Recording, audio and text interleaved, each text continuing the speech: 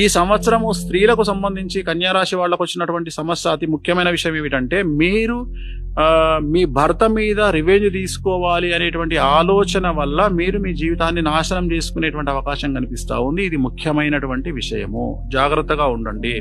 తొందరపాటు నిర్ణయాలు, అనవసరమైన శత్రుత్వం జోలికి వెళ్ళకండి. కలిసి ఉండడానికి అవకాశాలు వెతుక్కోండి.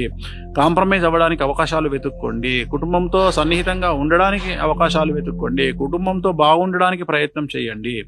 ఆడవారికి సంబంధించి, విద్యార్థులకు సంబంధించి చెడు వ్యసనాల వల్ల, చెడు స్నేహితుల వల్ల ఈ సంవత్సరం చాలా సమస్యల బారిన పడతారు.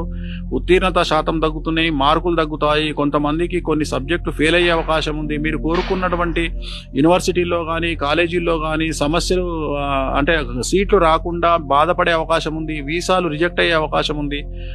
కాబట్టి జాగ్రత్తగా ఉండండి. మీరు ఉదాహరణ విదేశాలకు వెళ్ళేటప్పుడు మీరు నింపే ఫామ్స్ను 1కి 2 సార్లు చెక్ చేసుకోండి. జాగ్రత్తగా ఫామ్ను నింపుకున్న తర్వాతే మీరు ఇంటర్వ్యూస్కి వెళ్ళండి.